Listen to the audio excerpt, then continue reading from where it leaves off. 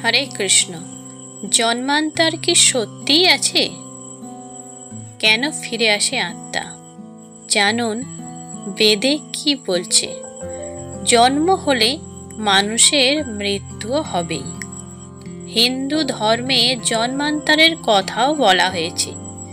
কেন মৃত্যুর পর আবার নতুন দেহ ধারণ করে এই পৃথিবীতে ফিরে আসে আত্মা।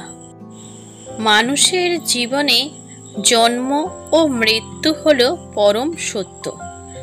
যার জন্ম হয়েছে তার মৃত্যু তো হবেই।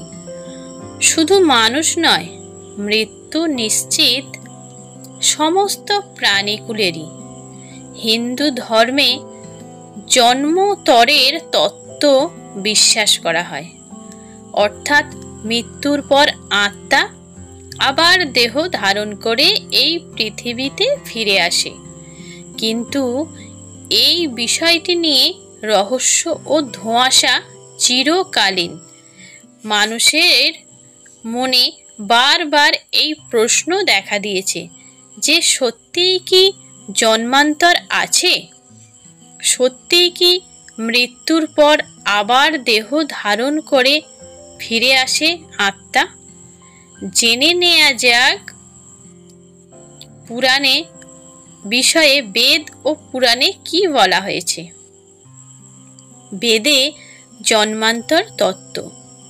যজুর্বেদে জন্মান্তর স্তরের প্রসঙ্গটি বিস্তারিতভাবে আলোচনা করা আছে।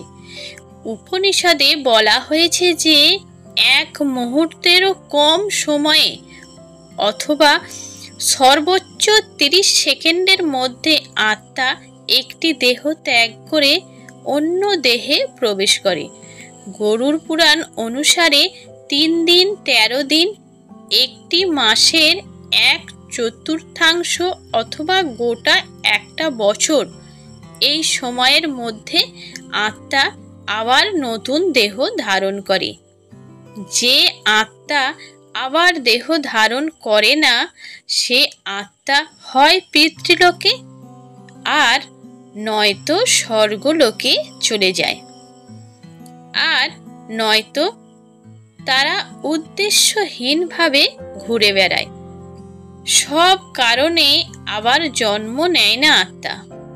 যদি মৃত্যুর আগে পর্যন্ত কারোর উপর রাগ থাকে এবং মৃত্যুর সময়ও তাকে ক্ষমা করতে পারেন না, তাহলে সেই আত্মা প্রতিশোধ নিতে আবার জন্ম নেয়। দুর্ঘটনা বা অন্য কোনো কারণের সময়ের আগে যেসব আত্মা মৃত্যু হয়, যেসব মানুষের মৃত্যু হয়, সেই আত্মার জাগতিক আশা আকাঙ্ক্ষা পূর্ণ হয় না। এই ধরনের আত্মারা নিজেদের অতৃপ্ত কামনা পূরণ করতে আবার জন্ম নেয়। যে ব্যক্তি জীবদ্দশায় অনেক পাপ ও অপকর্ম করেছে, সেই আত্মার সহজে মুক্তি লাভ হয় না। এই ধরনের আত্মা পৃথিবীর সমস্ত দুঃখ কষ্ট ভোগ করতে বারবার ফিরে আসে। যে ব্যক্তি জীবদ্দশায় অনেক পুণ্য কর্ম করেছেন, তিনিও মৃত্যুর পর অনেক সময় আবার ফিরে আসেন এই পৃথিবীতে। আগের জন্মের পুণ্য ফল ভোগ করতে, এই জন্মে আনন্দে জীবন কাটাতে ফিরে আসেন সেই আত্মা।